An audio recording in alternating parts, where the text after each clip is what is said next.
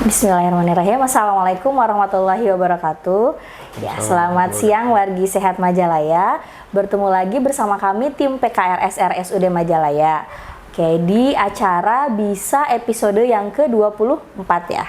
Oke, pada kesempatan ini alhamdulillah kita akan membahas materi tentang BPH ya, atau kalau bahasa awamnya biasanya pembesaran prostat jinak. Alhamdulillah sudah datang juga ya dok ya, dokter spesialis urologi yang sudah lama dinantikan ya oleh wargi sehat Majalaya. Alhamdulillah sekarang RSUD Majalaya sudah memiliki dokter spesialis urologi. Oke, berikut adalah dokter Andri ya dok ya. Oke. Bagaimana kabarnya dok? Sehat? Alhamdulillah sehat. Oke. Ya, sudah mulai bergabung ya dok ya di RSUD Majalaya? Sudah mulai bergabung. Alhamdulillah. Ya. Untuk jadwalnya dok di hari apa aja? Jadwalnya saya hari Senin, Rabu, dan Jumat. Oke, Senin, Rabu, dan Jumat. Oke. Mungkin untuk sekarang masih pasien umum dulu ya dok ya? Iya. Oke, sementara untuk pasien umum dulu, untuk yang BPJS-nya masih dalam proses ya dok ya?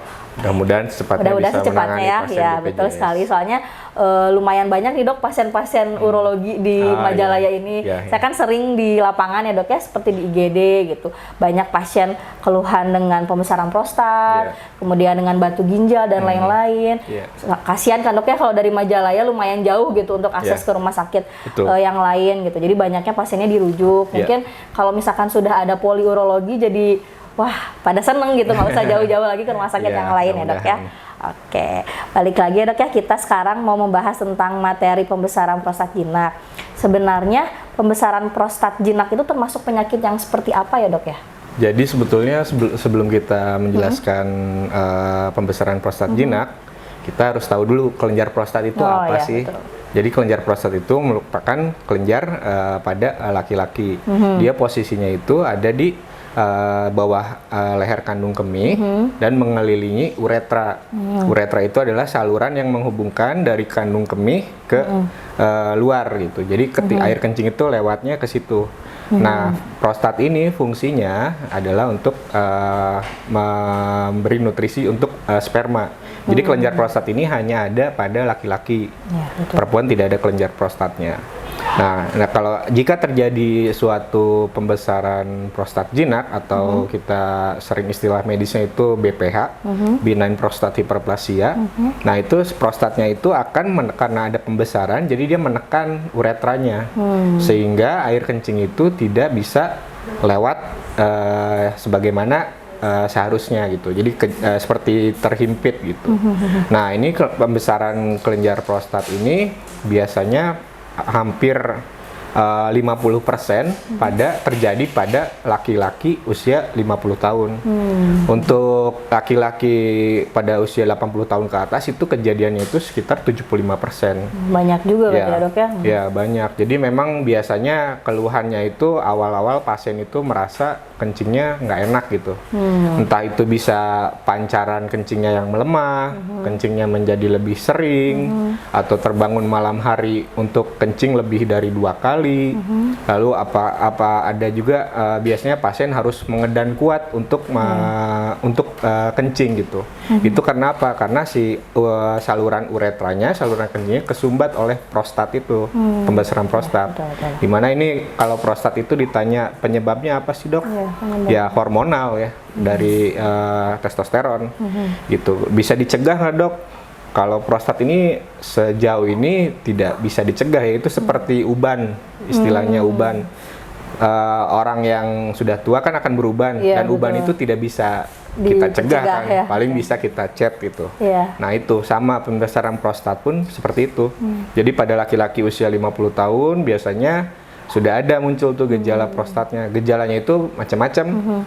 Pertama contohnya pancaran urin yang melemah, terus harus mengedan kuat untuk kencing, kencingnya menjadi lebih sering, kencingnya tidak lampias. Tidak lampias tuh contohnya seperti ini, ada pasien sedang kencing, terus setelah kencing tuh dia merasa ada kok kayak masih ada air kencingnya tapi nggak bisa keluar. Tapi susah gitu ya dok? Ya, itu. Dan untuk untuk mencegahnya tidak ada ininya sih, pencegahannya. Nggak ada ya dok ya? Ya. Cuman yang bisa kita lakukan adalah modifikasi gaya hidup. Contohnya apabila sudah ada gejala prostat, jadi kita kurangin minum kopi, teh, bir, itu yang karena zat-zat itu akan merangsang kita untuk kencing gitu. Terus minumnya dibatasin sebelum tidur, kita batasi minumnya supaya tidak terbangun pada malam hari untuk kencing. Jadi tidurnya kualitas tidurnya tidak terganggu gitu. Kalau misalkan nyeri pipis itu bisa ada keluhan nyeri pipis nggak, Dok?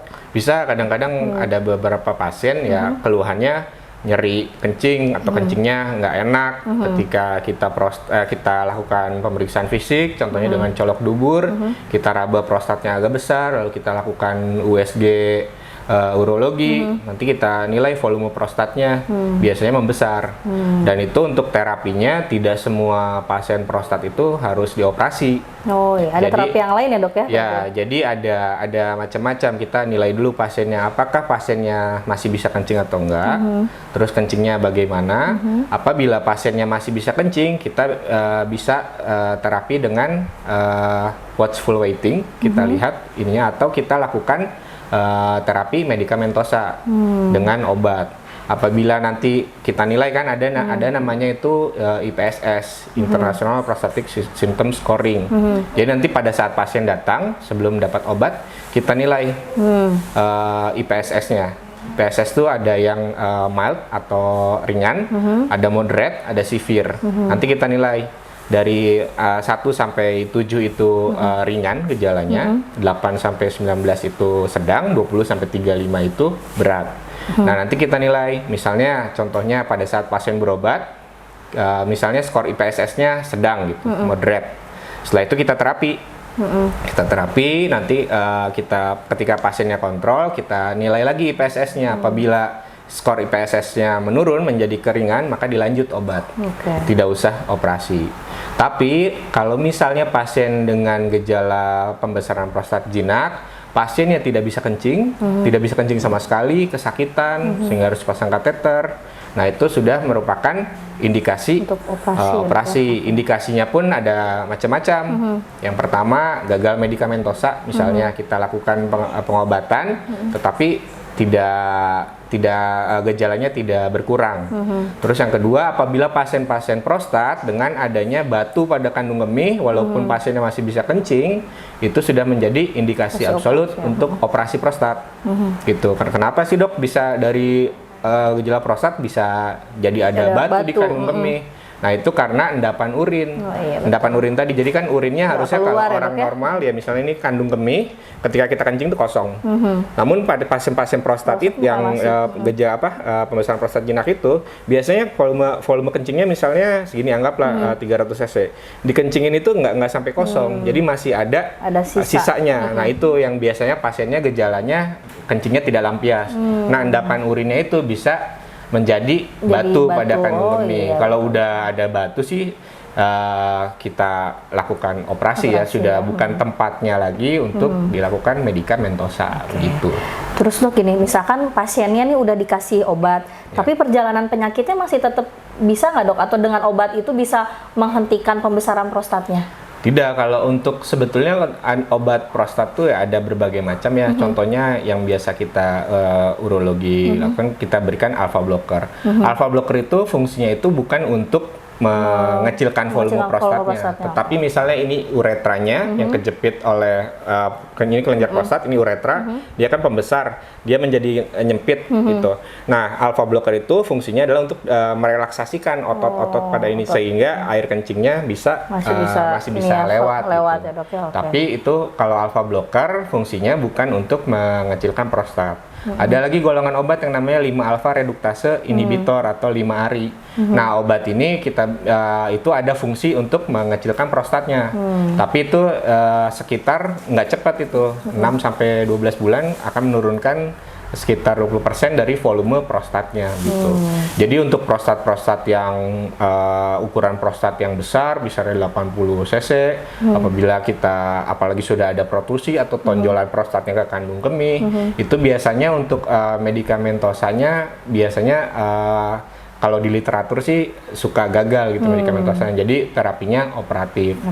Dan sekarang pun kalau misalnya operasi urologi untuk prostat itu sekarang sudah karena teknologinya semakin canggih, kita itu menggunakan operasi minimal invasif, jadi per endoskopi. Gitu. Nanti ada alat, boleh pinjam? Boleh. Alat sebesar ini, sebesar pulpen ini, masuk ke saluran kencing, untuk laki-laki mungkin lewat penis masuknya, masuk. Setelah itu nanti prostatnya itu akan di reseksi, jadi kayak dipotong-potong gitu. Mungkin istilah awamnya itu laser ya, tapi sebetulnya itu bukan menggunakan laser ya, Dok, ya? Itu dengan kauter kita lakukan pemotongan sehingga nanti yang kaliber uretranya yang tadinya nyempit karena prostatnya dikerok, nanti sehingga harapannya melebar lagi dan pasien bisa kencing normal gitu, tidak menggunakan selang kencing. Siap. Gitu.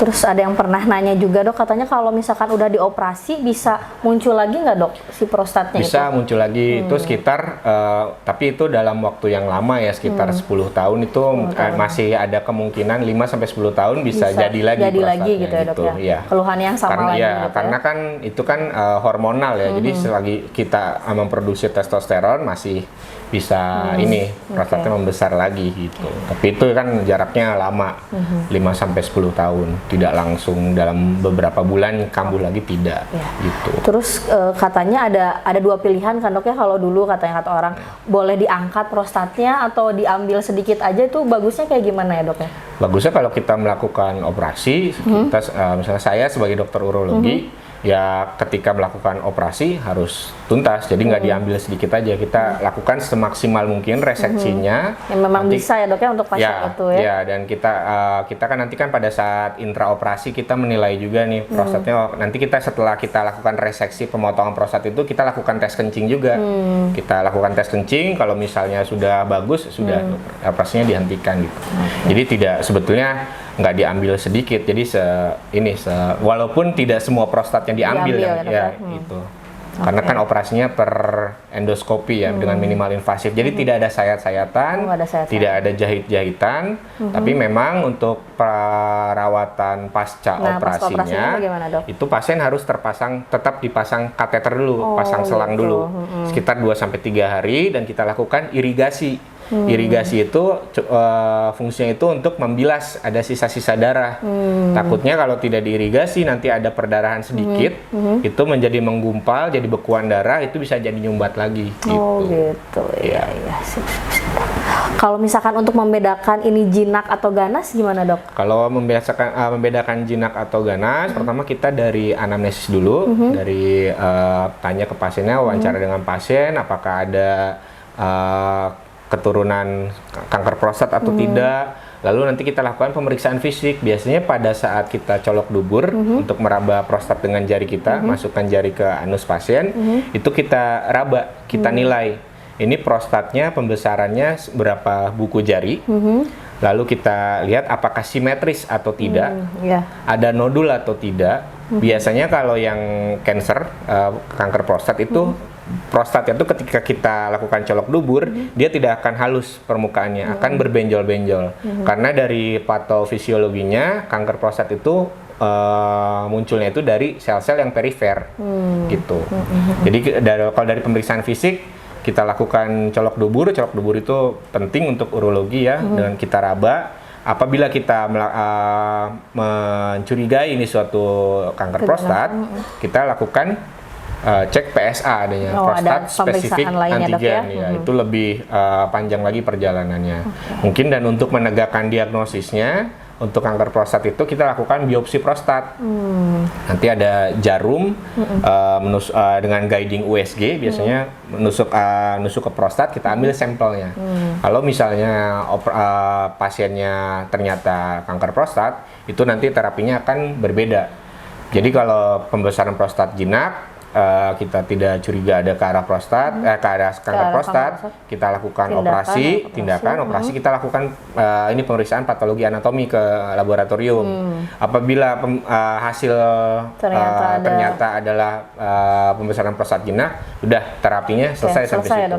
Tapi kalau misalnya ternyata ketika kita periksakan ke patologi anatomi hasilnya itu adalah kanker prostat, maka ada terapi lanjutannya gitu. Untuk terapi kankernya mungkin ya, Iya, Dok ya? terapi kanker prostatnya.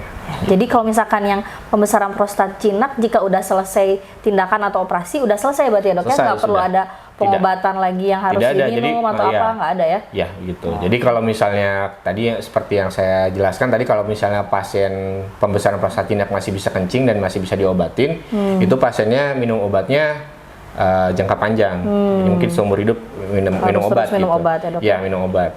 Tapi kalau misalnya dioperasi, setelah operasi selesai kencingnya enakan, ya udah, tidak ada terapi Tidak ada lanjutan. terapi lanjutan ya kalau Iya. pembesaran prostat jinak. Ya. Oke, sip Dok ya. Lumayan ya, Dok ya, untuk di majalah ini soalnya kasusnya lumayan sering, Dok, lumayan banyak banget lah Banyak, gitu. Memang pasien usia-usia Mungkin tua populasi gitu. untuk usia 50 tahun Iya, ke 50 tahun atasnya, ke atas laki-laki gitu banyak datang ya. misalkan dengan keluhan nggak bisa kencing atau Iya. memang ada pernah riwayat pembesaran prostat gitu. Biasanya usia 60 tahun dia dioperasi, terus 80 tahun terus Iya. muncul lagi, memang seperti itu ya, Dok ya? Ya, bisa kambuh ada lagi. lagi, bisa kamu Iya. lagi. Terus kalau misalkan untuk terapi sementara, Dok, sebelum dioperasi memang cuma pasang selang ya, Dok ya? Nggak ada Kalau lagi misalnya ya? pasiennya tidak bisa kencing, misalnya pasien usia 60 tahun dengan pembesaran prostat jinak tidak bisa kencing, itu emergensinya itu adalah retensi urinnya, tidak bisa ya. kencingnya. Kita harus pasang kateter mau nggak mau.